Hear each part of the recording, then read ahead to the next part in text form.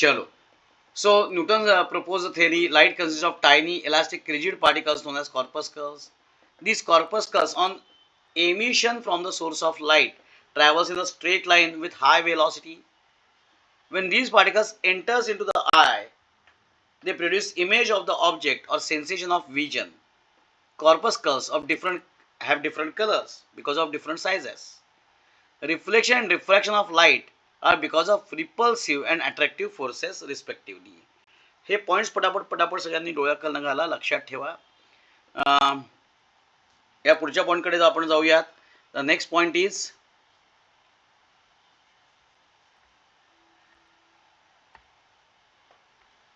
Weight for a while.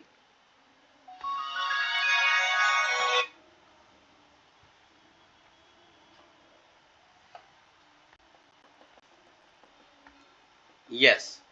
Velocity of light in denser medium is greater than velocity of light in rarer medium. Demerits आपले झाले. Demerits of Newton's theory. According to Newton's theory, हे सगळं आपण discuss करून झालेलं आहे. आठवतंय ना तुम्हाला? So velocity of light in denser medium is greater than in rarer medium. Newton unable to explain the simultaneous reflection and diffraction. Newton unable to explain polarization and interference concept. Scientists unable to find out the relation between size and color of the particle at large level. Okay, so these are the demerits. So to overcome on these merits, Huygens proposed a theory, that is wave theory of light.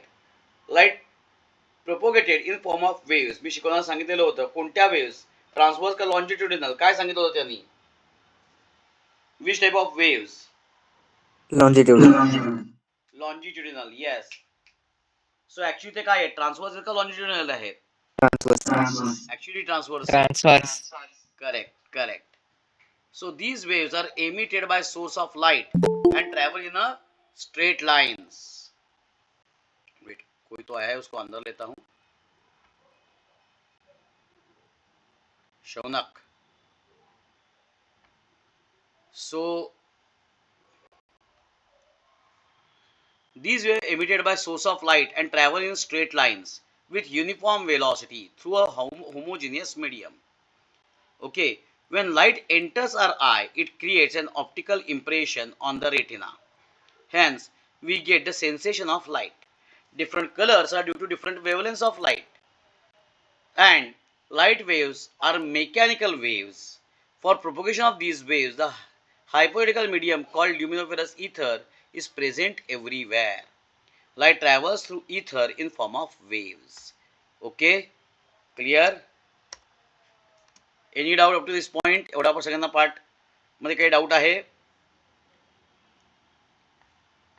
मग याचे merits काय? The phenomenon like reflection, refraction, polarization, simultaneous reflection and refraction, total internal reflection, diffraction, etc. can be easily explained with this theory. According to Huygens' theory, the speed of light in denser medium is less than speed of light in rarer medium. जो न्यूटनच्या थेअरीचा drawback होता तो इथे overcome झाला. This conclusion is in perfect agreement with experimental findings. Next, demerits of wave theory of light. The existence of so-called luminiferous ether assumed by Huygens was not confirmed. Rectilinear propagation was not explained by the theory. It was then justified by Fresnel. Diffraction was explained much later. This theory could not explain photoelectric effect. हे demerits झाले. मग आपली पहिली definition आपल्याला मिळते इथली या chapter मधली, that is the wave front. It is defined as locus of all the points of the medium to which the wave reaches simultaneously, so that all points are in same phase. Is it right? बरोबर आहे. कदाचित थोडीशी डेफिनेशनचं wording आपण जे learn केलं ते वेगळं असेल, पण हे असंच होतं का अशा स्टेपचं?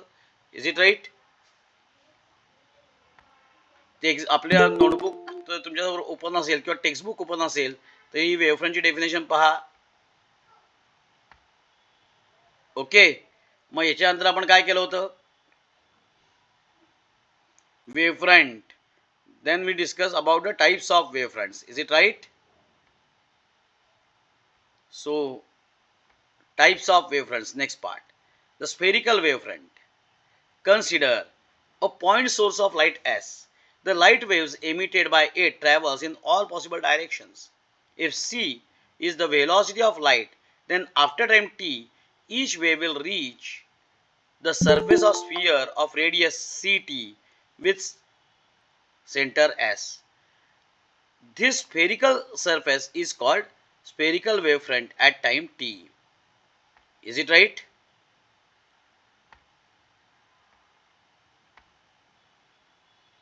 सो स्फेरिकल वेव्हफ्रंट, त्यानंतर कोणता रे वेव्हफ्रंट बघितला आपण, दोन वेव्हफ्रंट कोणते अजून? येस, स्फेरिकल नंतर plane wavefront. Correct, plane wavefront. So at very large distance from the point source, the spherical wavefront is so large that a small part of it is almost plane. This part is called plane wavefront. Okay. So इथे सन P point इथे लिहिलेला आहे या diagram मध्ये स्क्रीनवरती, तिथे आपला सन आहे. Okay. सन कडनं स्फेरिकल वेव्हफ्रंट्स ऍक्च्युली निघालेले आहेत, पण ते स्फेरिकल वेव्हफ्रंट्स अर्थपर्यंत येईपर्यंत ते काय झालेले आहेत, प्लेन वेव्हफ्रंट झालेले आहेत. और we can develop plane wavefront by one more way. शिकवताना सांगितलं होतं, आठवतंय का कोणता? What is another way?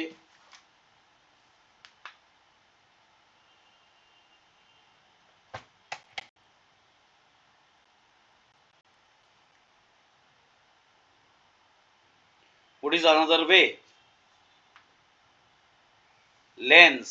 Spherical वेव्हफ्रंटच्या पुढे तुम्ही लेन्स ठेवलीत की तो काय होईल? ओके. येस. गार्गी, तुला कामं करायची नाहीत का? मग 6:20 झाले, 4:20. थोड्या वेळात बसायचं आहे. मग आई काय म्हणत होती? ते करतात ना, खूप वेळ लागणार आहे मला बोलायला. नाही.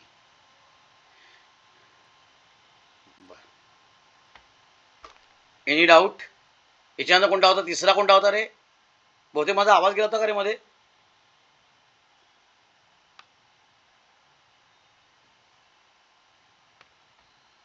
ठीक आहे, गेला असेल. मी फार काही बडबड केली नाही महत्वाची. हा पाठ कळलाय ना सगळ्यांना? स्फेरिकल नंतर आपण बघितला होता cylindrical wavefront. The source of light is linear, that is slate. It's produces a cylindrical wavefront. तुम्हाला सगळ्यांना समोर दिसतोय. Okay. Next, wave normal and ray of light. काय चाललंय तुझं? ती लिंक पाठवलीस का तिकडे? पाठवतो. तुला काय अजून काही महत्वाचं नाही? हा, मग तुझा क्लास 5 वाजता आहे ना, तेव्हा मी सगळं करतो. तू आधी हे घेऊन ये, माझे झब्बे घेऊन ये, तिचे कपडे, खाली पॅन्ट घाल, आधी औषधं काढ. अजून आहेत 10 मिनिटाचे कपडे आणायला. 10-15 मिनिटांनी जा. म्हणून मी ऑनलाईन घेतला नाही लेक्चर. इथे आज लेखी जबाबदारी नेमकी माझ्यावरती आली आहे सगळी, आणि ती मध्ये मध्ये काय सगळ्यासारखी डिस्टर्ब करते आपल्याला. बर. Wave normal and ray of light. A perpendicular drawn to the surface of wave front at any point is called a wave normal. Okay. हे आपल्याला वेव्ह फ्रंट खाली दिसत आहेत.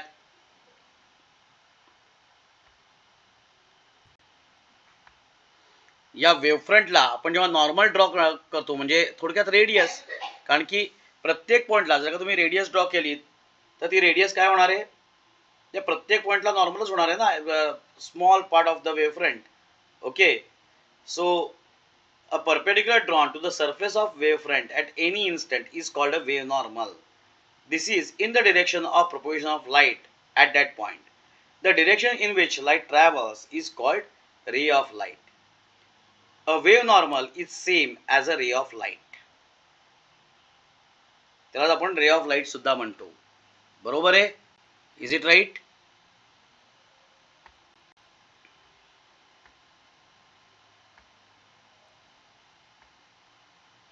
हॉयगेन्स principal.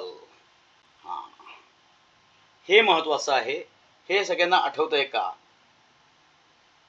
Every point on wavefront acts as a secondary source of light, sending out secondary waves. The envelope to all these secondary waves at any later instant gives new wavefront at that instant. If the nature of wavefront at any instant is known, we can determine the nature and position of wavefront at any later instant by Huygens construction based on Huygens principle. याच्यात सगळ्यात महत्वाचे आहेत या diagrams. या diagrams draw करता येणं हे सगळ्यात महत्वाचं आहे. बरं, मला हे प्रिन्सिपल सगळ्यांचा पाठ झाला आहे का? बेसिकली नसेल तर आजचं टास्क हे प्रिन्सिपल पाठच झालं पाहिजे. वेव्हफ्रंटची डेफिनेशन, वेव्ह नॉर्मलची डेफिनेशन, हॉयगेन्स प्रिन्सिपल आपण लिहिलेलं आहे. काय हे वाचा बरं एकदा. आपण लिहिलं, कोण वाचतंय? नोटबुक मध्ये किंवा टेक्स्टबुक मध्ये तुम्हाला सापडेल ते. येस, निशांत वाचतोयस का? आपण लिहिलेलं इथलं नको, इथे याचं मिनिंग लिहिलंय. आपण लिहिलेलं wording. Each point on a wavefront acts as a secondary source of light, emitting secondary light waves called wavelets in all directions, which travel with the speed of light in the medium. The new wavefront can be obtained by taking the envelope of these secondary wavelets traveling in the forward direction, and is thus the envelope of the secondary wavelets in the forward direction. And the wavelets traveling in the backward direction are ineffective. Clear? पुन्हा एकदा slowly वाचनेशन. पुन्हा एकदा सगळ्यांनी लक्ष द्या. प्रत्येक word हे पाठच झालं पाहिजे, डोक्यातच बसलं पाहिजे. पुन्हा एकदा repeat telecast. Each point on a wavefront acts as a secondary source of light, बरोबर emitting आहे. एवढं पॉइंट आपल्याला लिहिता येईल. बरोबर आहे. Each point on wavefront will act as secondary source of light. पुढे emitting secondary light waves called wavelets. Okay. emitting secondary Light waves. light waves known as wavelets. Okay. wavelets म्हणजे काय? Secondary wave front. Yes. In all directions which travel with the speed of light in the medium. त्या सगळ्या डिरेक्शनला जाणार आहेत त्या medium मध्ये, forward as वेल as backward. पुढचं काय? The new wavefront can be obtained by taking the envelope of the secondary wavelets. हा. So envelope म्हणजेच काय?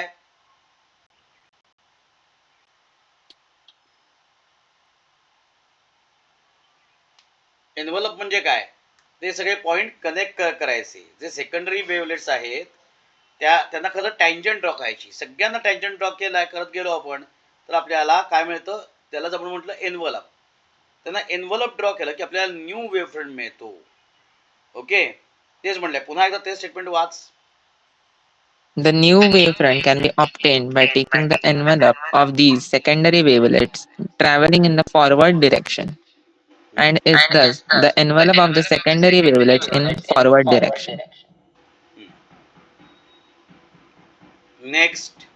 The wavelets traveling in the backward direction are ineffective. Clear? Any doubt? कोणा काही doubt आहे का या स्टेटमेंट मध्ये? हे स्टेटमेंट पाठच झालं पाहिजे, आपलं पाठच असलं पाहिजे.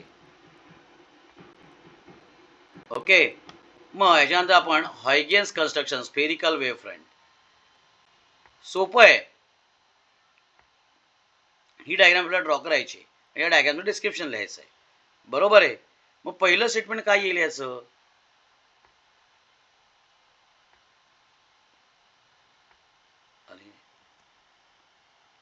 Consider known position of spherical wavefront at time t equal to 0 as PQRS. Okay, बघा PQRS. PQ लिहिलं तरी जाय, PQRS नाही, PQs फक्त खरं तर. Okay, S is the source, त्यामुळे इथे प्रिंटिंग मिस्टेक आहे. PQ. Okay. According to the Huygens principle, as soon as wavefront is formed, every point on wavefront will act as secondary source and will start emitting secondary waves. बरोबर आहे. बघा ही diagram पुन्हा एकदा. PQ तिथला प्रत्येक point, त्यातले आपण ABCDE point consider केले. तिथे आपण काय ड्रॉ केले? सर्कल्स ड्रॉ केले. ऍक्च्युली ते स्फिअर्स पाहिजेत, म्हणजे लिहिताना स्फिअर लिहायचं. So every point ABCDE, every point on wavefront will act as secondary source of light and emits secondary spherical wavefront. बरोबर आहे का? To determine the position of wavefront after time t, we have to draw spheres with every point on the surface A, B, C, D, E, A, B, C, D, E as center and radius equal to CT. आता radius CT का आली? Radius काय येणार? Distance. C म्हणजे speed of light. Speed of light is equal to distance upon time. So distance equal to speed of light into time. So radius equal to CT, where C is the velocity of light. Any doubt? Clear up to this point? Yes. पुढच्या पॉइंटला चला. आता मग पुढच्या पॉइंटला इथे A B C D E या सगळ्याला पण एनव्हलप्स ड्रॉ केली, म्हणजे टँजंट्स ड्रॉ केली. ही टँजंट्स काय देते आपल्याला? These spheres will represent secondary wavefronts. Draw tangential surface P dash Q dash to these spheres. The surface P dash Q dash represents the position of wavefront after time t. Yes. Any doubt? It is also spherical wavefront. आणि अजून एक line याच्यात add करायची. Backward is ineffective. अरे शौनक काय वेगवेगळ्या ह्यांनी परत परत येतोय की काय? काय रे शौनक?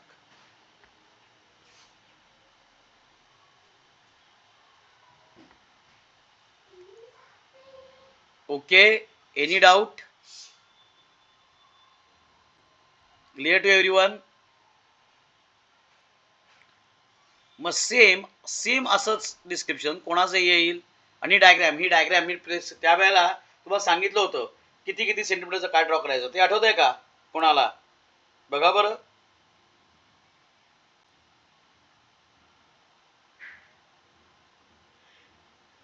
पहिला स्पिअर कितीचा, म्हणजे सर्कल कितीचं, PQ कितीचं, आतमध्ये सर्कल कितीचे, आठवत आहे का? पटापट सांगा कितीचे. म्हणजे आपल्याला सोपं आणि आपल्या पेपरमध्ये बसण्याकरता ते सगळे मी डायमेन्शन्स दिली होती, नीट बसण्याकरता. यस. काय काय सांगा बरं मला. कोणी लिहिलंय का? शौनक लिहिलंय का?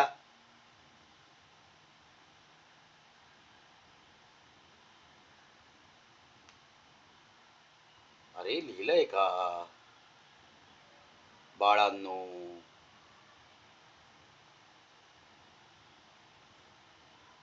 आठवतात का? साधारणपणे काय असावीत?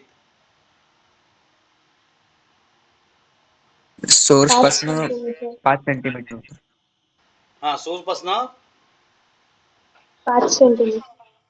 कोण? PQ.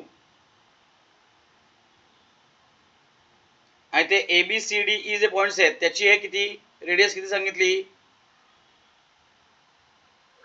2.5.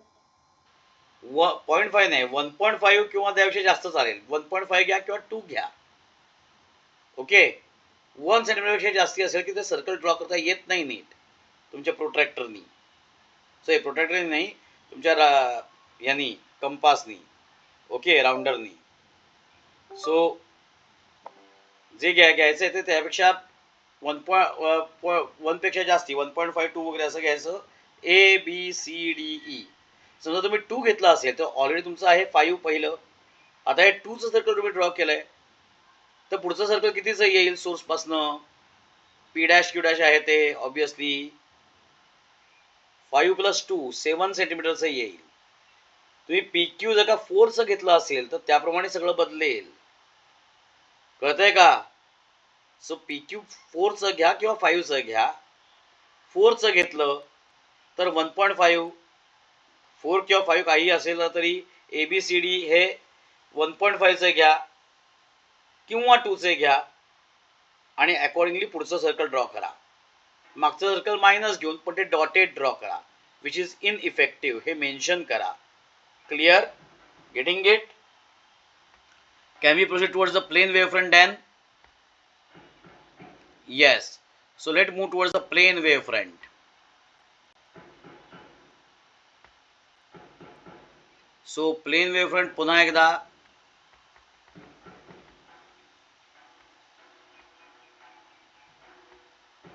Yes, this a plane wave front.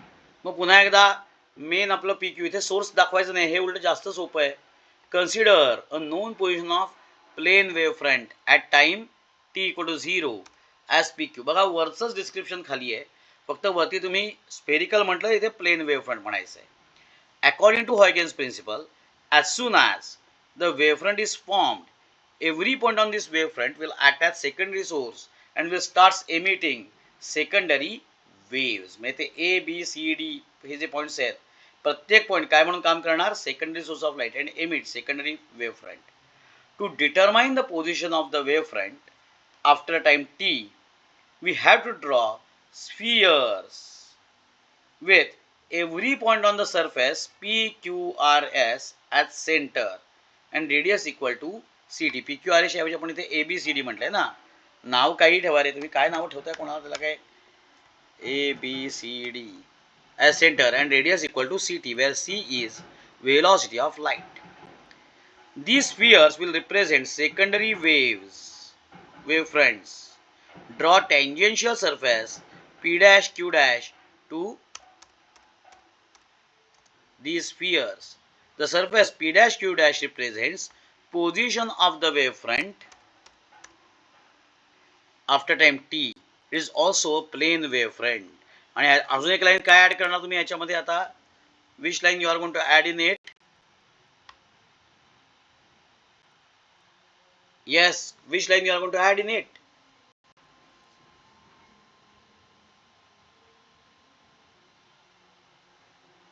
अरे कोणती लाईन ऍड करणार तुम्ही ह्याच्यात?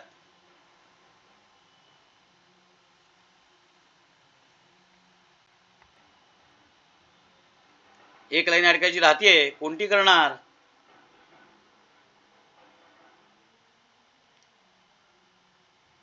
बॅकवर्ड.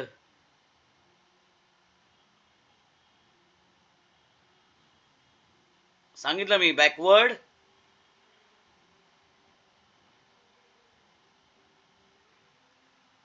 वेव्हफ्रंट इज इनइफेक्टिव्ह, म्हणजे त्याचा बॅकवर्ड जी डॉटेड लाईन आहे ती ते काय होणार आहे? इनइफेक्टिव्ह होणार आहे. Is it right guys? Yes. So over here we completed. Thank you. Thank you. मी थांबा, जाऊ नका, दुसरा पीपीटी ओपन करतोय.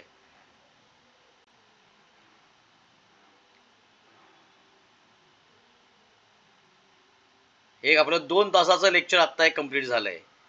ओके, 2 तासाचे रेग्युलर शिकवायला मी घेतो, आता लगेच झालं वाटतं असं म्हणून जाऊ नका. दुसरा पीपीटी आता. येस.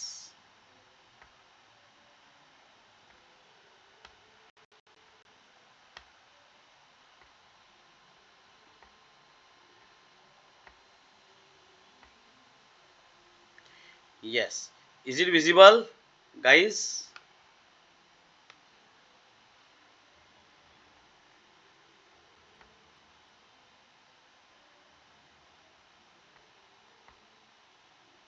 अरे नाही, उलट एकच आहे का ना, मी पुन्हा एकदा,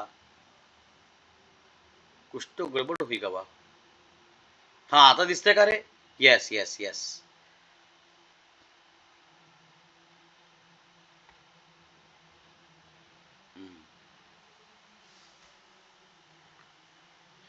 रिफ्लेक्शन ऑफ लाईट, ही डायग्राम आपल्याला ड्रॉ करायची. या डायग्रामचे मी स्पेसिफिकेशन त्यावेळेला शिकवताना सांगितलेले होते, बरोबर आहे. पहिल्यांदा आपल्याला पी ए रे ड्रॉ करायचा आहे. त्याची लेंथ किती असली पाहिजे? पी ए ची, सॉरी, त्याचा अँगल किती असला पाहिजे, लेंथ नाही, अँगल किती असला पाहिजे?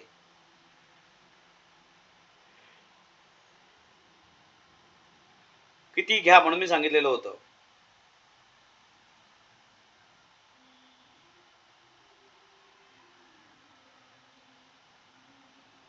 सांगितलं होतं ना काहीतरी,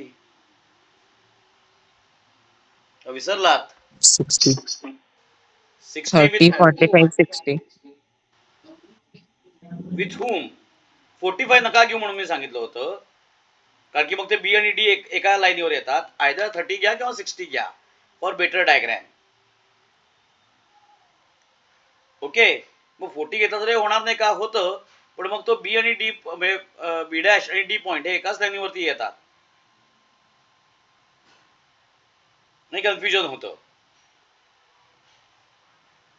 बरोबर आहे. हा, मग 30 हे की तुम्ही पी ए ड्रॉ केला, पी मग काय केलं पुढच्या स्टेपला?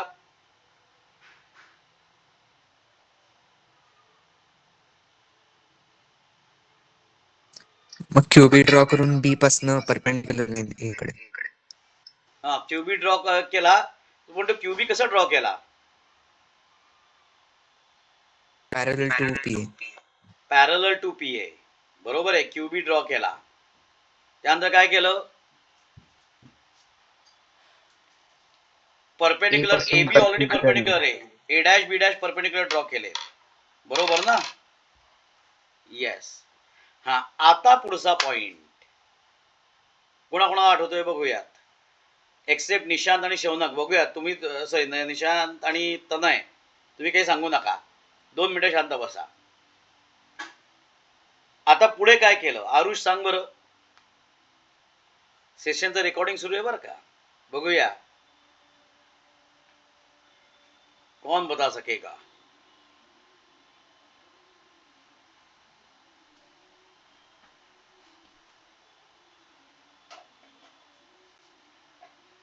येस,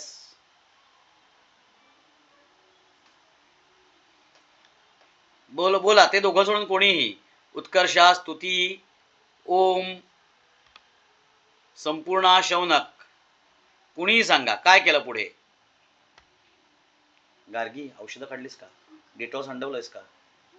म्हणजे एवढा का वास येतो डेटॉलचा? तेच नाही.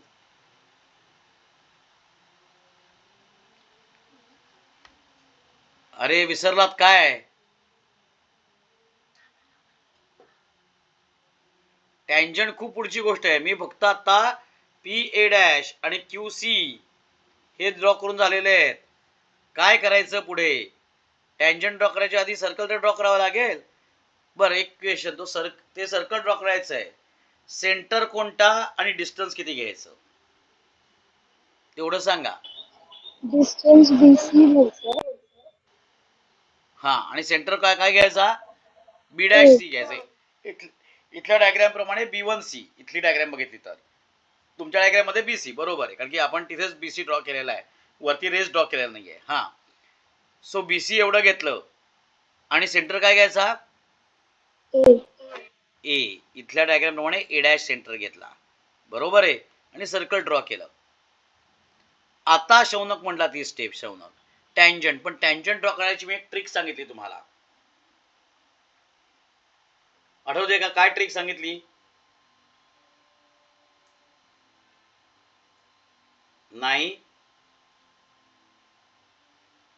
Angle by sector. जिथे बी आहे त्याच हाईटला डी पाहिजे सर्कल. करेक्ट. ज्या पॉइंटला बी आहे, इथे बी डॅश आहे, त्याच पॉइंटला डी घ्यायचा. मी ट्रिक सांगितली होती पटकन डायग्राम ड्रॉ करण्याकरता. त्याच पॉइंटला डी घेतला की ती टँजंटच येते, बरोबर. सो तो पॉइंट बीच्याच लाईनीतला पॉइंट म्हणजे, थांबा इथे ड्रॉ करून दाखवतो.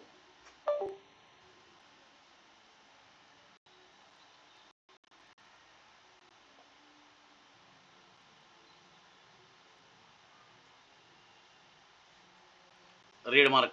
हा पॉइंट बी आहे ना. अरे ड्रॉ का नाही होते?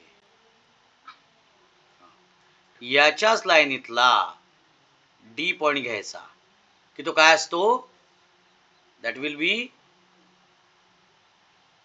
ती तुमची टँजंटच असते, लक्षात येते का? आणि मग हा ए डॅश डी कनेक्ट करायचा आणि एक्सटेंड करायचा.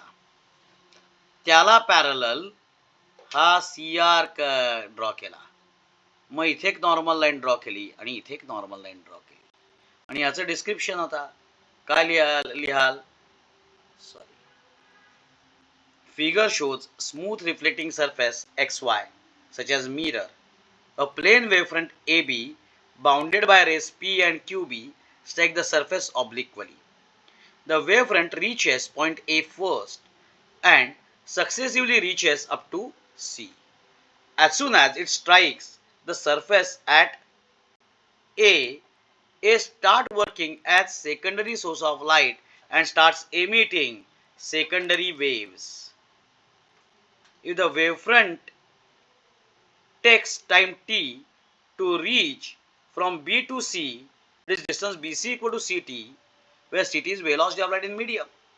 Thus, taking BC as radius and A as center, wavefront of secondary waves emitted by A can be drawn. Okay? Clear? मग पुढे पुढे सगळं आपल्याला लिहायचंच आहे काय? The drop a tangent from point C to the wavefront, connect A, the intersection point is the connect AD and extend it. Draw the normals. इथे description संपलं. आता मग मॅथमॅटिक्स मध्ये स्टेप्स काय होते अरे आठवत आहे का? What were the steps in the mathematics?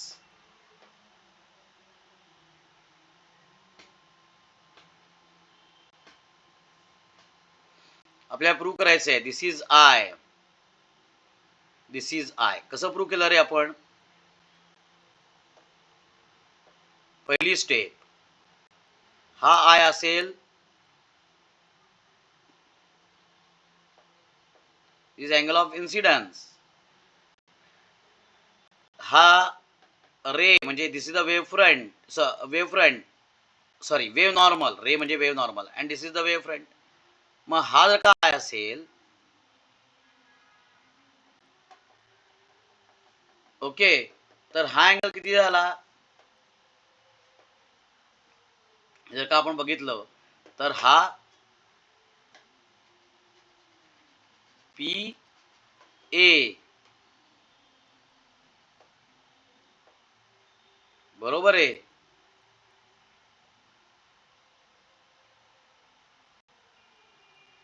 बी हा अँगल आय असेल तर हा ऑब्विसली 90 मायनस आय झाला, हो की नाही रे? मग बी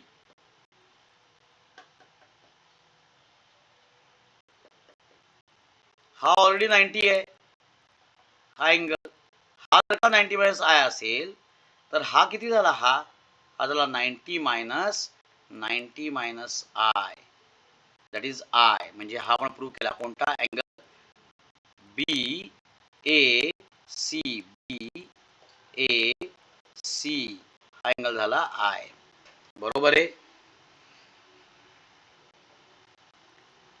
पुढे एकच सेकंद, गार्गी आपली परीक्षा आहे, तू काही अभ्यास, नुसता आपला टाइमपास चाललाय तुझा. मग हे विचारायची गोष्ट आहे का? आणि आता लॅपटॉप सुरू कर, मी लिंक पाठवतो.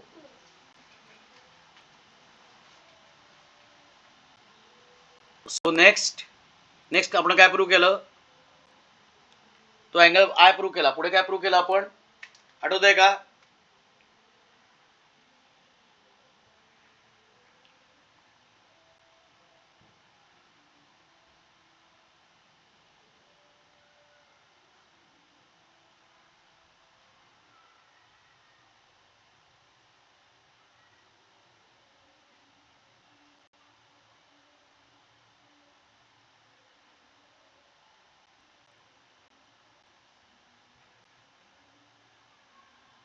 येस.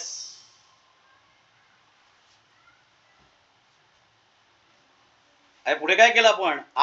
तो आय प्रूव्ह केला. पुढची स्टेप काय होती? आरच्या सेम करायचं. हा आर. मग आर प्रूव्ह करणं सोपं होतं, सेम नाही करायचं. आरला काय केलं होतं आपण, आठवतंय का? पहिल्यांदा वेव नॉर्मल आणि वेव फ्रंटनीच केलं होतं आणि नंतर ट्रायंगल घेतला होता. हा तर ट्रायंगल करेक्ट. हे माझं ऐकायला येते आणि दिसते ना रे? आणि काय आहे, इथे मला मेसेज आला, your internet connection is unstable, that's why I asked to all of you.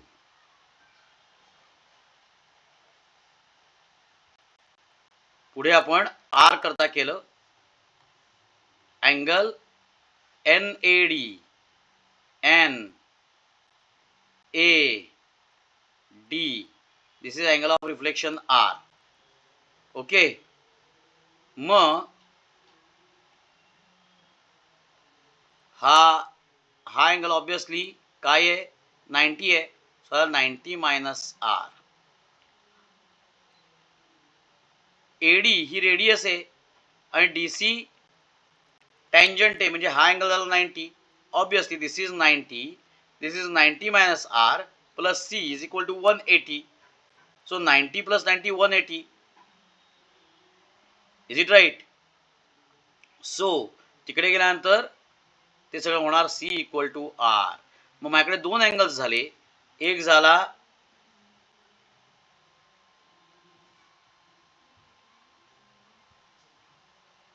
बी ए, अरे बी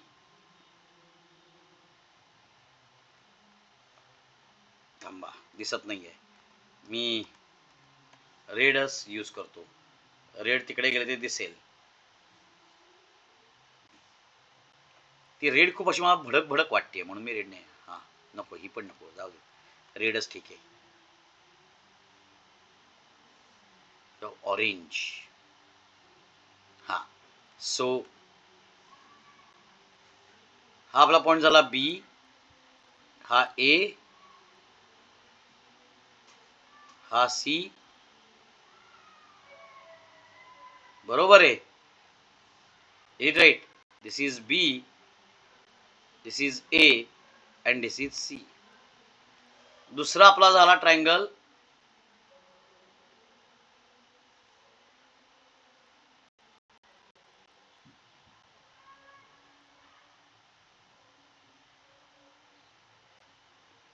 DAC. मग हे दोन्ही ट्रायंगल्स आपण सिमिलर प्रूव्ह केले. कसे सिमिलर प्रूव्ह केले? AC कॉमन आहे दोघांमध्येही. हा अँगल 90 डिग्री, हा अँगल 90 डिग्री.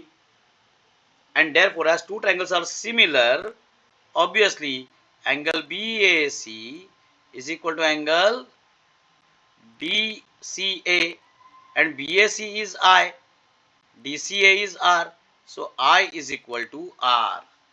बरोबर आहे, इट राईट. हे सगळं प्रूफ आपण बघितलं का रे मित्रांनो? Any doubt? कोणाला याच्यात डाऊट आहे का? पण चूक इथे अशी होते या कंडिशन मध्ये की तुम्हाला क्वेश्चन असा आलेला असतो, prove the laws of reflection with the help of Huygens wave theory. आपण एवढं प्रूव्ह करतो, 4 मार्काचा क्वेश्चन असतो, एवढं प्रूव्ह करतो, थांबतो, आपल्याला वाटतं पूर्ण मार्क्स मिळतील, पण मिळत नाहीत, कारण की आपण हा एकच लॉ प्रूव्ह केलेला असतो. अजून 2 लॉज राहिलेत ना.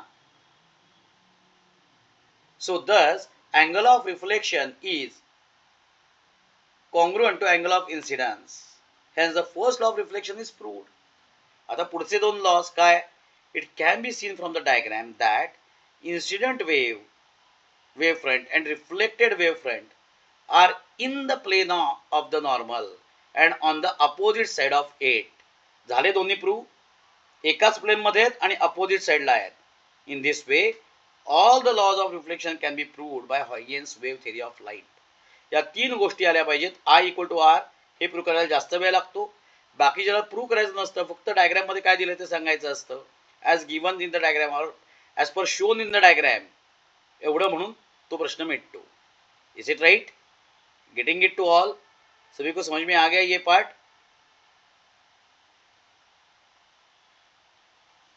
Yes. Anybody having any kind of doubt? किसी को कोई शक है, कोई सवाल है, कोई ऐतराज है, कोई प्रॉब्लम है? यस. सो आगे का पार्ट रिफ्रॅक्शन. ओके, एकच सेकंद ना, आपण रिफ्रॅक्शनच्या डायग्राम कडे जाऊयात. आणि मी आता अशी रिक्वेस्ट करीन की तुमच्या वेळी कोणीतरी आता रिफ्रॅक्शनची डायग्राम एक्सप्लेन करा. How to draw the diagram. बघूया काय करताय, कोण एक्सप्लेन करताय स्वतःहून, का मी सांगू कोणी करायचं ते?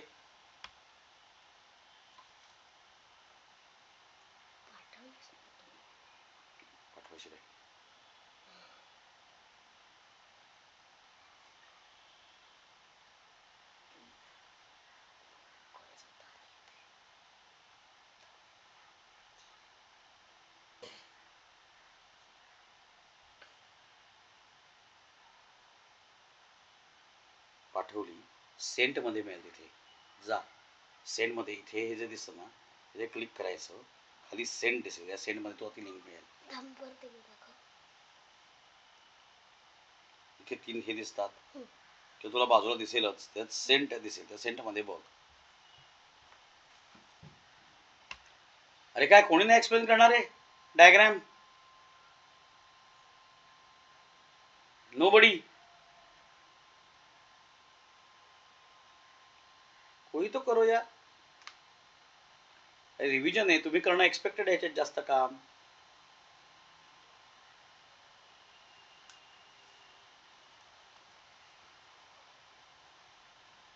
ऐश्वर्या सांग चल डिस्क्रिप्शन याचं.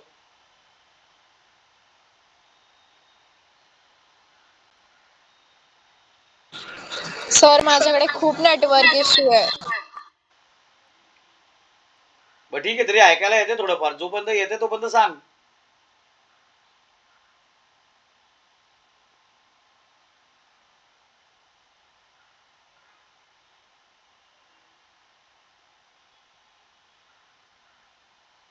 बर चला, दुसरं कोण? सर निशांत आवाज सांग. येतोय का? हा येतोय येतोय, सांग.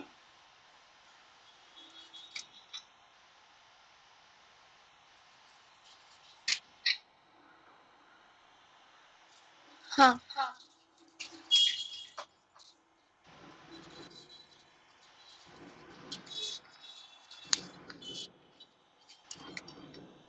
Consider a plane refracting surface x and x dash separating two mediums, medium 1 and medium 2, where medium 2 is greater than medium 1.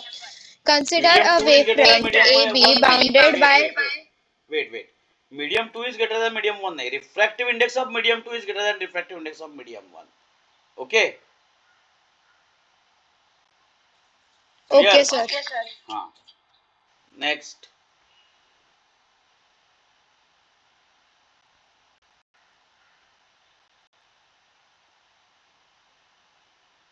By A and QB. When point A strikes on plane refracting surface and point B is in it, to reach a refracting surface आवाज B आवाज आवाज आवाज has to आवाज break travel होतोय. BC distance in the time t. The speed of the light in medium 1 is c1. So length bus bus BC bus is bus equals bus to bus c1 bus t. Bus bus bus bus bus Aishwarya. Okay, एक तर break होतोय आणि दुसरं तू वाचतेस का वहीतनं? आपल्याला नुसतं explain करायचंय न वाचता. तो सिंपल गोष्ट आहे. पहिली काय एक्स वाय काय, X Y is a refracting surface. There are two mediums having refractive index mu1 and mu2, where mu2 is greater than mu1. There is a ray PA and QB. Actually, there is a wavefront AB bounded by two rays PA and QB. PA, where A strikes on XY and B is still in air. Meanwhile, when B will reach up to point C, A will start behaving as a secondary source of light and sends out secondary spherical wavefront, but in another medium. It is traveling from rarer medium to denser medium. Its speed is less. Speed in first medium is c1, then in second medium it is c2. So draw a hemisphere around point A with radius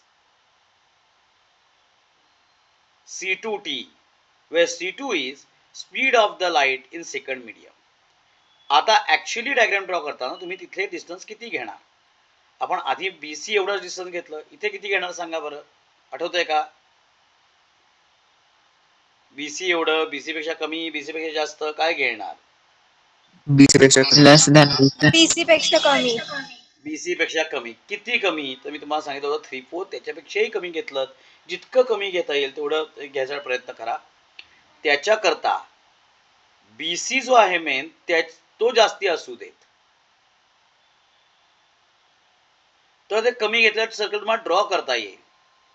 BC जो आहे तो BC तुम्हाला 2 centimetre घेता येतोय का, किंवा 2 centimetre शक्यतो घ्या, म्हणजे मग ते 1.5 तुम्हाला ते सर्कल ड्रॉ करता येईल.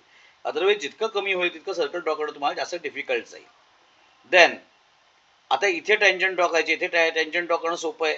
स्केल घेऊन प्रत्येक वेळेला ॲडजस्ट करा आणि ॲडजस्ट करत करत करत बरोबर ही टेंजंट येईल असं बघा. Choose a D point, connect A D and extend it, draw parallel line to it. Okay, आता इथे क्लिअरली तुम्हाला दिसेल, काय दिसेल, अबाउट तो रे बेंड झालेला दिसेल. आणि व्हॉट अबाउट वेव्हफ्रंट, इथले चेकिंग पॉईंट, हा मागच्या इथले चेकिंग पॉईंट मध्ये सांगायचे राहिले. आपली डायग्राम करेक्ट आली आहे का हे कसं ओळखायचं? Can we check are this points are correct? हे ओळखण्याचे चेकिंग पॉईंट्स आठवतात का तुम्हाला? काय सांगितले होते?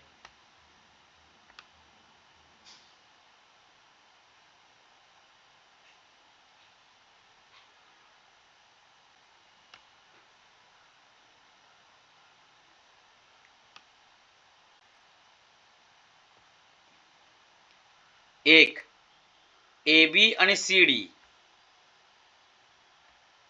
ए बी आणि सी डी हे डिस्टन्स सेम आलं पाहिजे. ते सेम असेल तर तुमची डायग्राम करेक्ट. दुसरा काय पॉईंट होता? अँगल चेक करायचा. या पी एनी इथे केलेला अँगल आणि एएसनी इथे केलेला अँगल हा सेम असला पाहिजे. म्हणजे इथे का तुम्ही 60 डिग्री घेतला असेल, हा 60 डिग्री असेल तर हा पण अँगल 60 डिग्रीच आला पाहिजे, हो की नाही? So these are the checking points for this diagram. इथले चेकिंग पॉइंट्स आहेत या डायग्राम मधले. आपली डायग्राम करेक्ट आले की नाही सेल्फ ॲनालिसिस करायचं. हे दोन पॉईंट महत्वाचे. पुढचा मग आता या डायग्राम मधले काय, या डायग्राम मध्ये उलट आहे. या डायग्राम मध्ये हे जे डिस्टन्स आहे this is less than C D. म्हणजे ए बी चं डिस्टन्स छोटं असतं, सी डीचं डिस्टन्स हे जास्त असतं. Okay, angle of incidence this angle is more than angle of refraction. Okay, हे जर का असेल तर आपण ड्रॉ केलेलं डायग्राम ही करेक्ट आहे.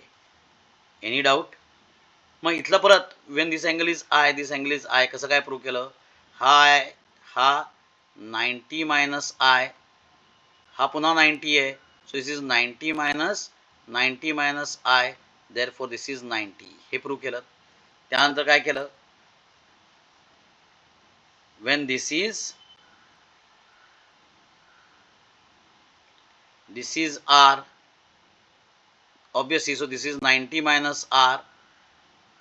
ही रेडियस आहे आणि टेंजंट आहे म्हणजे हा अँगल झाला 90. So 90 minus 90 plus 90 minus R plus this is equal to 180. So obviously C equal to R. Is it right? आणि मग आपण इथे sign I upon sine R घेतला. Sine I upon sine R. So sine I opposite B C upon hypotenuse A C आणि इकडे आरला opposite A D divide by hypotenuse A C. A C cancel. So after cancelling A C,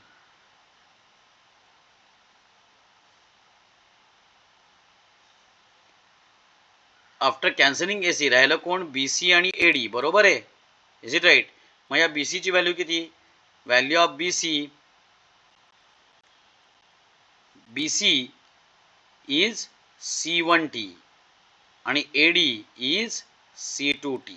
तर का मी ह्या दोन value substitute केल्या तर C1T upon C2T, TT cancel, C1 upon C2, speed of light in first medium and speed of light in second medium is going to remain constant because speed of light is depend upon medium. Is it right? त्यामुळे medium बदलत नाही तोपर्यंत C1 constant राहणार, medium बदलत नाही तोपर्यंत C2 constant राहणार आणि त्यामुळे हा रेशो पण काय राहणार? कॉन्स्टंट राहणार. So this is known as refractive index of second with respect to first, sin I upon sin R, or you can write that is equal to refractive index of second with this divided by refractive index of first. So that is mu1 sin I is equal to mu2 sine R. This is Snell's law. पण पुन्हा एकदा जेव्हा हा question एक्झाममध्ये येतो आपण एकदा quickly बघूयात याचं description. The figure shows smooth boundary XY separating denser medium like water or rarer medium like air. He examples घेते. तुम्ही ग्लास किंवा एअर असं सुद्धा लिहू शकता. A wavefront AB bounded by rays PA and QB incident obliquely on it. The wavefront reaches point A first and then successively to C. बरोबर आहे. मगाशी ही सगळी बडबड करून माझी झालेली आठवते ना. मी आपली पुन्हा एकदा रिव्हिजन चालली as good as. As soon as the wavefront reaches A starts working as secondary source of light and starts emitting, sending out secondary waves. If C1 is the velocity of light in air and the wavefront takes time t to move from B to C, distance C is equal to C1t. If C2 is the velocity of light in water, where C2 is less than C1, the wave sent by A covers distance C2t in time. Therefore, C2t is less than BC as a radius and A as a center. Draw semicircle. Actually इथे मी semicircle लिहिले पण आपल्याला इथं hemisphere असंच लिहायचं आहे. Hemisphere in water. Draw tangent from C to circle at D. So points CD are in the same phase.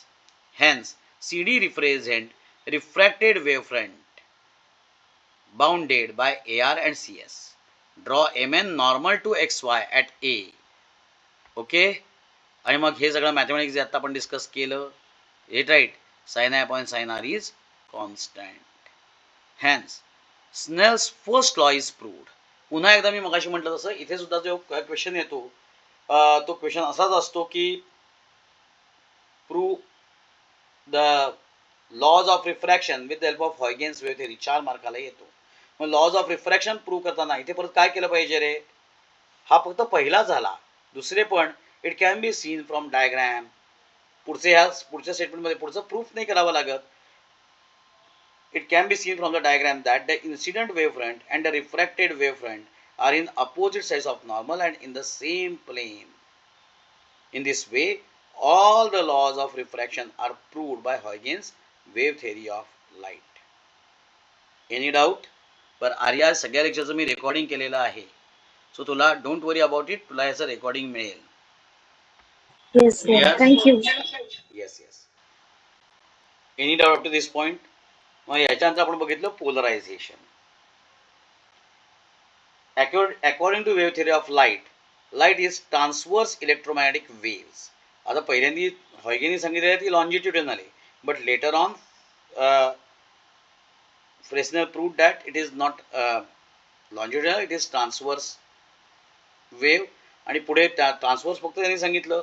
In future James Clerk मॅक्सवेलनी सांगितलं काय, it is not only transverse, it is electromagnetic wave which do not require medium for the propagation. So this is a non mechanical wave. So electromagnetic wave are generated by varying electric and magnetic fields. These fields are mutually perpendicular and also perpendicular to the direction of propagation of the wave. Out of these two vectors, electric vector decides the optical characteristics of light, hence called optical vector or light vector.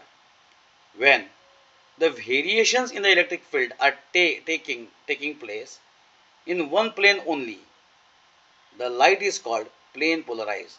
Optical हे वाक्य मी त्याही वेळा सांगितलं होतं. अतिशय महत्त्वाचं वाक्य लक्षात ठेवा. ऑप्टिकल नेचर कोणता वेक्टर दाखवतो, इलेक्ट्रिकल वेक्टर. ओके. आता फक्त इलेक्ट्रिकल वेक्टर ठेवला, बाकीचं काढून घेतलं तर आपल्याला मिळतो प्लेन पोलराइज लाईट और linearly polarise light. Is it right. मग पोलरायझेशन म्हणजे रेस्ट्रिक्शन ऑफ द वेव्ह. वेव्हला रेस्ट्रिक्ट करायचं. मग हे आपण कसं करतो, नॉर्मलाइज लाईट. आता बघा पहिल्या डायग्राम मध्ये तुम्हाला इथे दिसतंय. Yes. So light is coming from it. This light is actually light is traveling everywhere. When it is coming over here, the vibrations, इथे तुम्ही जर का बघितलं तर इथे ग्रेटिंग लावलेले आणि त्या ग्रेटिंगला असे ग्रूव्स आहेत असे. आणि त्याच्यामुळे बाकीची सगळी व्हायब्रेशन्स कॅन्सल होणार. फक्त एकच व्हायब्रेशन जे व्हर्टिकल आहे ते यातनं पास होणार. So this is known as polarisation. Okay, this is known as polarisation. म्हणजे एक रोप आहे, हा रोप असा मूव्ह होतोय, ऑब्विसली तो ह्याच्यातून पास होईल. आता ह्याला मी आडवा केला तर आता याच्यातून पास होईल का? नाही. This is known as what? Polarisation. याला आपण काय म्हणतो? Polarisation. Okay, so propagation vector and electric vector from a plane. The plane in which electric vector varies is called या डेफिनेशन मी त्याही वेळेला तुम्हाला लिहून दिलेल्या होत्या. अरे, why I unable to write? एक सेकंड, ये मैं लिख क्यों नहीं पा रहा?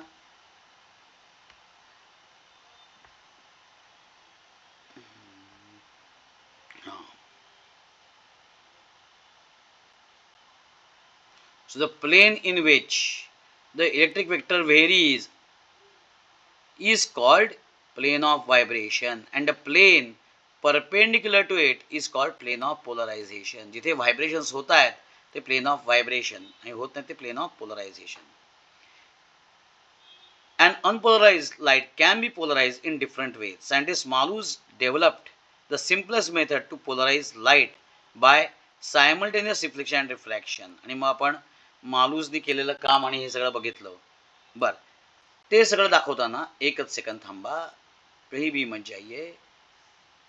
अरे, ये स्लाइड का ये कलर क्यों हो गया?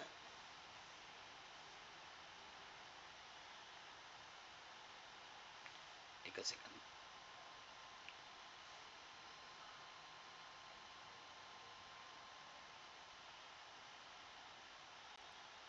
हाँ, येस. आता बघा,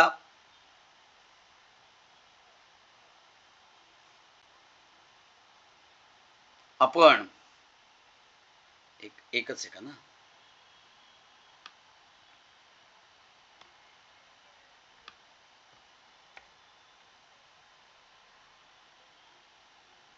मी मुद्दामून हे सगळं प्रूफ जे आहे ते पुन्हा लिहून दाखवणार आहे. ऐश्वर्या परवा मिस्टेक केलेली आहे पेपरमध्ये, हो की नाही? आठवत आहे का? इसमें ही गलत हुआ है. हो सर. मग नीट बघा पहिल्यापासून. हे काय प्रूफ आहे? तुमच्याकडे पेज नंबर, ते पेज वाटल्यास ओपन करा. पेज नंबर सांगतो. अरे, मी खूपच खाली आलो.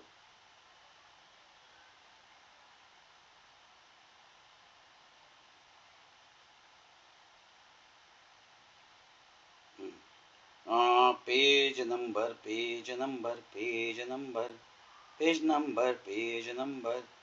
165 पासून हे प्रूफ सुरू होतं.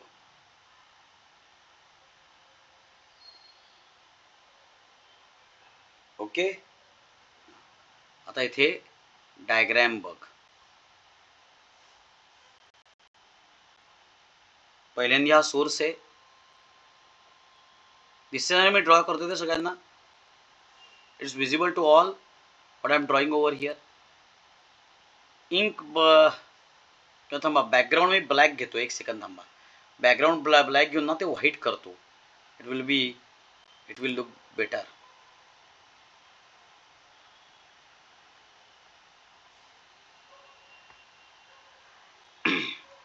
किंवा आता हे रेड सुद्धा वाटलेच चालेल, पण ठीक आहे, व्हाईट जास्त बेटर दिसेल असं मला वाटतंय. Let's try.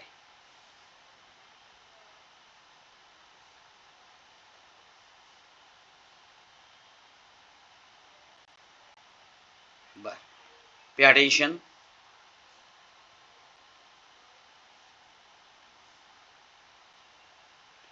This is source S.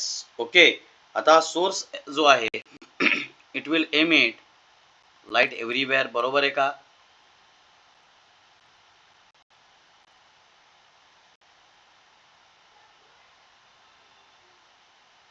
It right.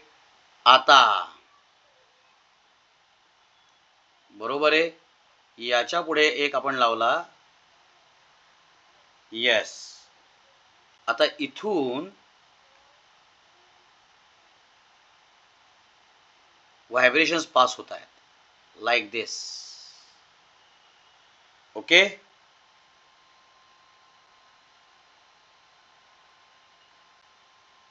आता इथून सगळ्यात पहिल्यांदी जे बाहेर पडेल ती फक्त हीच व्हायब्रेशन्स बाहेर पडतील. बरोबर आहे का? सगळ्यांना पटतंय का? ह्याला आपण म्हटलं E1 किंवा E10. आता याच्या पुढे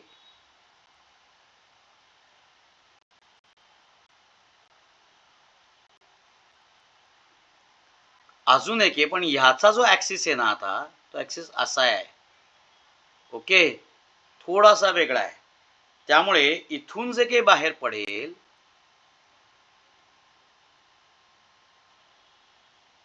त्याला आपण म्हणूयात E2 आणि त्याने केलेल्या अँगलला आपण म्हणूयात with the angle made with the vertical, त्यावर म्हणूयात theta.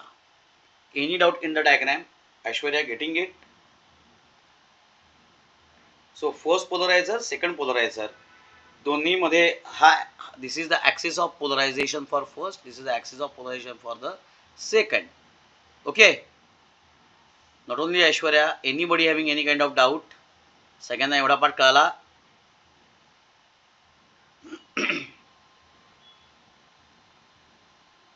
Yes. So let proceed further. आता मग आपल्याला consider unpolarized wave, page number 165, last paragraph. Consider unpolarized wave having angular frequency omega and wave vector k, and value of k. What is the value of k? Obviously k is equal to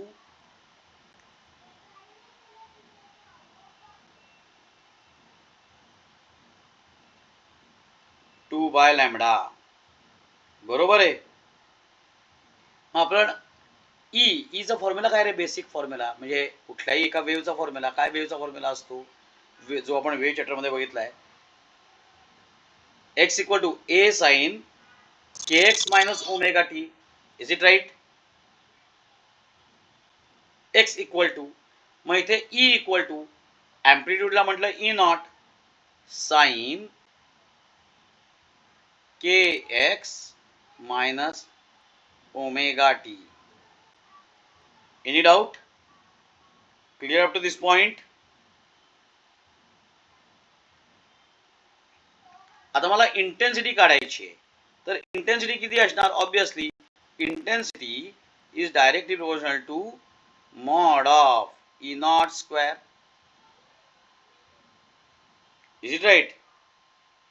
the direction of electric field can be anywhere in the YZ plane. We will consider the passage of this wave through two polarizers. Thus, आता ही this is the initial आहे, म्हणजे इथली electric field intensity आहे. Okay, is it right? आणि wave ऍक्सिसला चालली असेल तर हिची व्हायब्रेशन जी आहेत ती YZ मध्ये होणार ना. बरोबर आहे का?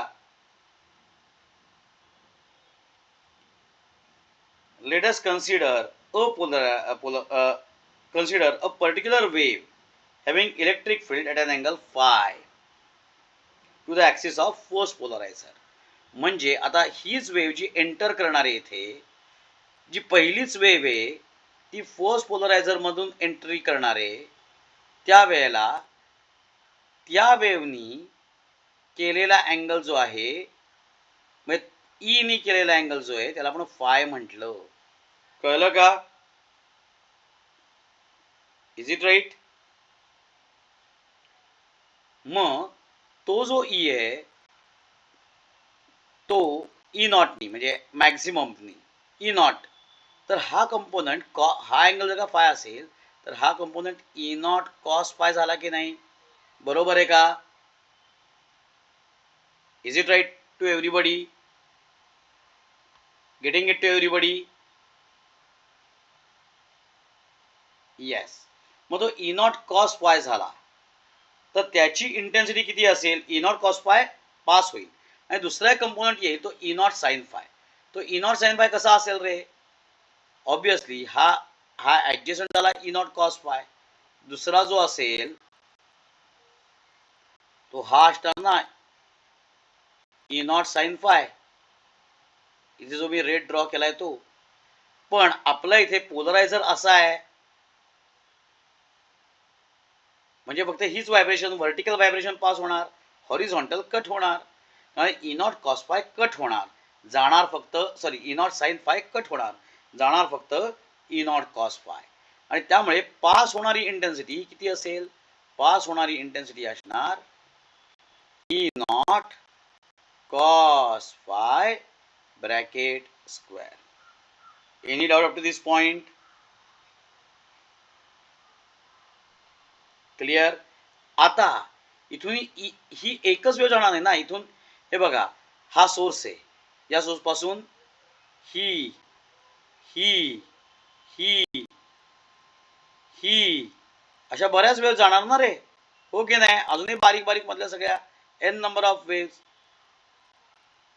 मग या सगळ्या वेव्हचा जर का आपण E naught cos five E naught cos five E naught cos five काढला तर त्याचा ॲव्हरेज 0 to 180 डिग्री मध्ये येईल हाफ. त्याचा ॲव्हरेज किती येणार? हाफ. का हाफ? हे मी शिकवताना सुद्धा सांगितलेलं होतं.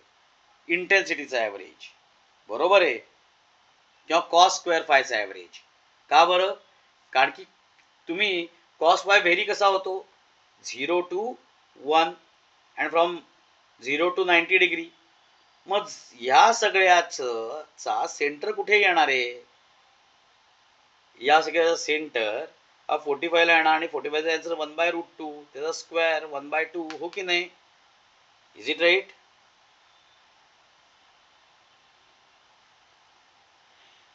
बरोबर आहे का?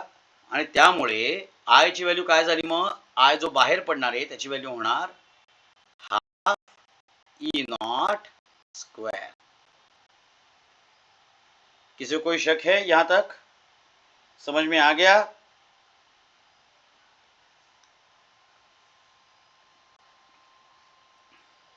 ऐश्वर्या कळतंय का? मी मुद्दामून हे अगदी शिकवल्यासारखं शिकवतोय, नवीन शिकवल्यासारखं.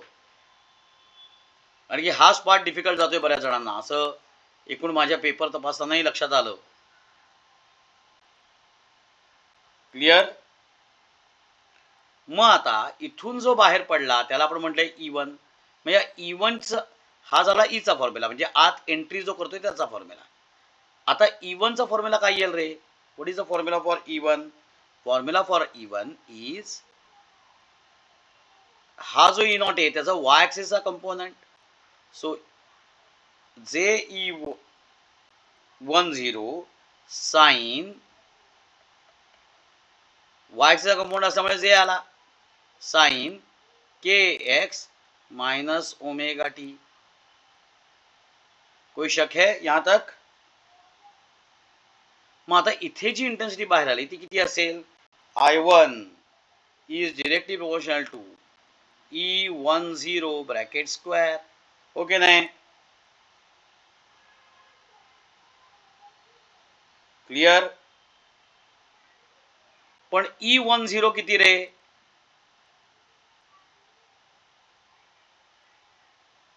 E10 म्हणजे हा इथला आधीचा,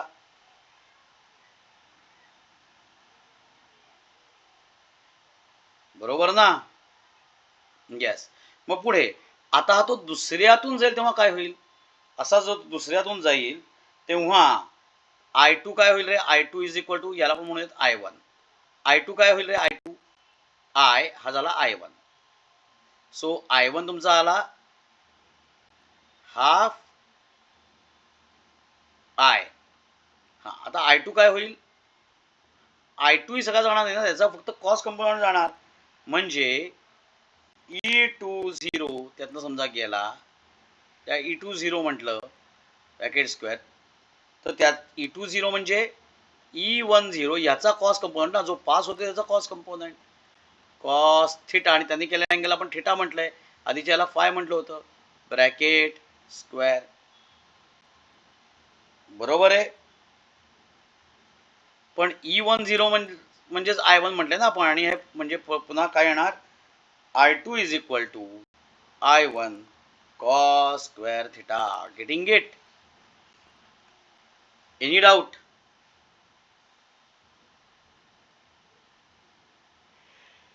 So this is the formula for intensity of light of linearly polarized wave after passes through the polarizer. अजून एक तुम्ही लावला तर असंच I3 चा येईल. मी थोडक्यात तुम्ही लक्षात घ्या, त्याने केलेला कॉस थिटाचा अँगल आपल्याला कन्सिडर करावा लागेल प्रत्येक वेळेला. एवढं सोपं गणित आहे. मग ब्रूस्टर्स लॉ येतो, बरोबर आहे. मग ब्रूस्टर्स लॉ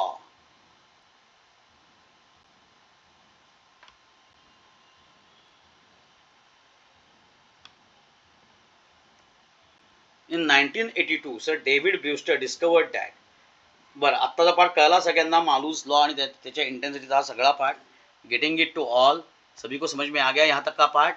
किसी को कोई शक, कोई डाउट, कोई सवाल है, कोई ऐतराज है, कोई प्रॉब्लम है? नहीं. तो चलो आगे बढ़ते हैं. In 1892 Sir David Brewster discovered that when light is incident on transparent medium at a polarizing angle, let's say QP, theta P, IP, whatever you are going to call, the reflected light is plane polarized in the plane of incident. In this situation, the reflected and refracted rays are perpendicular to each other. मैं reflected आणि refracted रे जो आहे perpendicular असतात. Reflected light आहे तो काय आहे, polarise light असतो. ही ऑल्सो प्रूव्ह दॅट, हा टँजंट लॉ हे तुम्हाला लिहायचं आहे. The tangent of angle of incidence at which complete polarization takes place by reflection is numerically equal to refractive index of refracting medium. Okay, yes.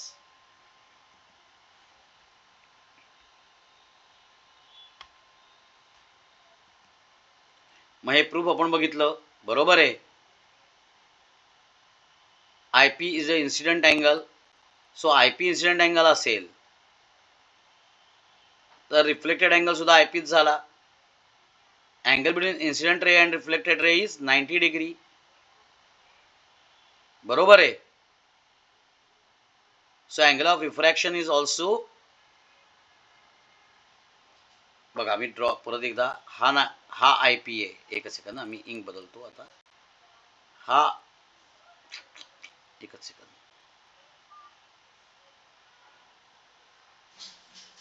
if this is 90, sorry, this is IP, this is also IP, this is 90 minus IP, हो की नाही.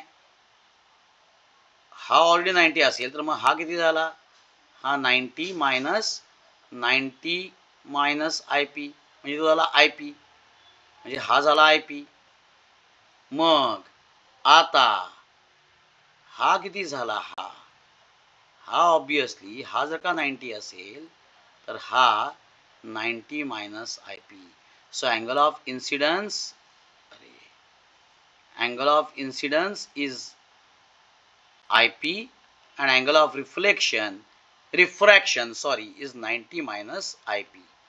Okay, किंवा QP इथे लिहिले तसं, what ever कुठला symbol तुम्ही वापरता याला काही हे नाही. आता आपला फॉर्म्युला काय रिफ्रॅक्टिव्ह इंडेक्सचा, sine I upon sine R. R is 90 minus, so sin IP upon sin 90 minus IP. Sin 90 minus IP is cos IP.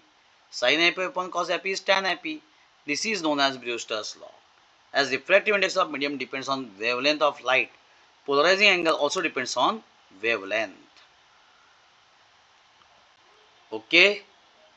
Polaroid म्हणून एक concept.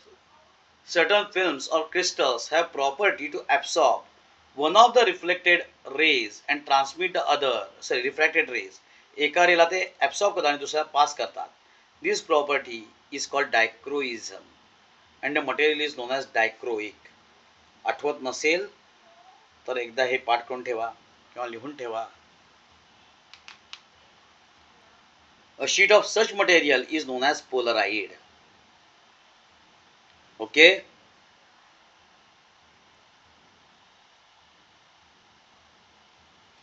युजेस ऑफ पोलराइड पटापट पटापट बघून घ्या. चला वाचा बरं समोरचं दिलेलं. कोण वाचते आता? मगासपर्यंत मी तुम्हाला डोकं लावायला लावत होतो. तुम्ही वाचू कोणीही शकता, हो की नाही? येस. चला आरुष वाच बरं. हो sir. In motor car headlights to remove headlight glare in three-dimensional movie cameras to produce and analyze polarized light. It is used as a filter in photographic cameras, in windows of aeroplanes to control amount of light, in polarizing sunglasses goggles to protect the eyes from the glares of sunlight. They are used to improve color contrast in old oil painting. They are used in calculators, watches, monitors of the laptops which have LCD screens. Okay, any doubt? So इथे आपला wave theory मधला महत्वाचा part संपला. आता राहिलंय काय? Interference and diffraction, हो की नाही?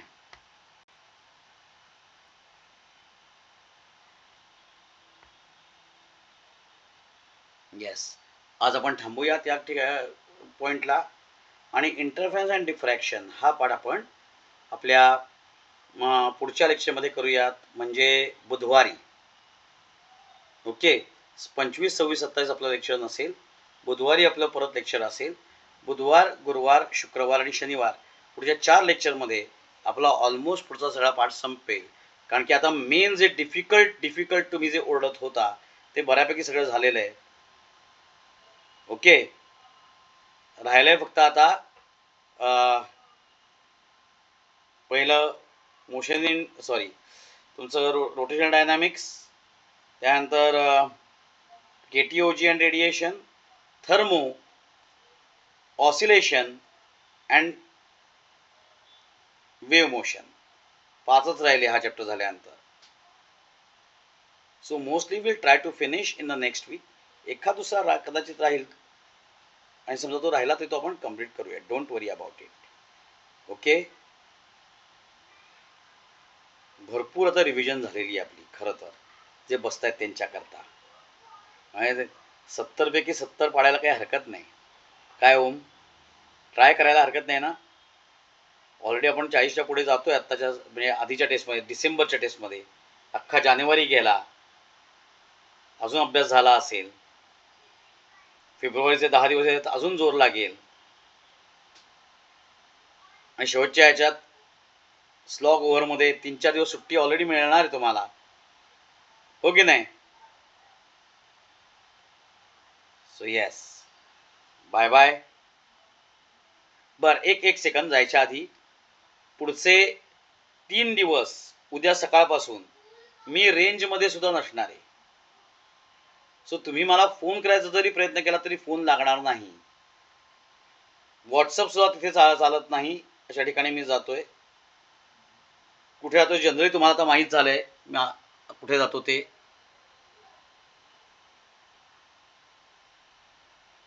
शिवथरगडीत चाललेलो आहे, त्यामुळे तिथून no range, no WhatsApp, nothing. चुकून मी शिवथर गावामध्ये गेलो आणि रेंज असेल तर मला काहीतरी तुमचा मेसेज वगैरे कदाचित मिळू शकेल. ओके, आणि गावात मी 27 तारखेला अर्थात माझं गावात जाणं होईल. पण तरीही हे मुद्दाम सांगण्याचं कारण असं की मी फोन केल्यानंतर तो लागणार नाही, व्हॉट्सअप कॉल करूनही लागणार नाही, उपयोग होणार नाही. त्यामुळे उगाच वेळ घालवू नका, त्यापेक्षा अभ्यास करा. जे डाऊट्स असतील ते लिहून ठेवा. मी पुण्यात 27ला संध्याकाळपर्यंत येईन. संध्याकाळपर्यंत आल्यानंतर माझ्यात जर का मी पूर्ण तो उत्सव सगळा करून गाडी ड्राईव्ह करून मी पुन्हा पुण्यात येणार. त्यामुळे माझ्या अंगात जर का त्राण असेल तर मी लगेच ॲन्सर देईन. अदरवाईज 28ला मी तुमचे डाऊट्स असतील त्याचे ॲन्सर्स देईन. Okay, yes. सो आपण पुन्हा भेटतोय 28ला. 3 दिवस मी अज्ञातवासात आहे. अज्ञातवास नाही म्हणता येणार. अज्ञातवास म्हणजे कुठे जातोय तेही माहीत नसतं. ते तुम्हाला मी सांगितलेलं आहे कुठे जातोय ते. त्यामुळे हा अज्ञातवास नाही, पण तिथे माझे कॉन्टॅक्ट नक्की होऊ शकणार नाही अशा ठिकाणी मी जातोय. Okay, yes. So bye bye.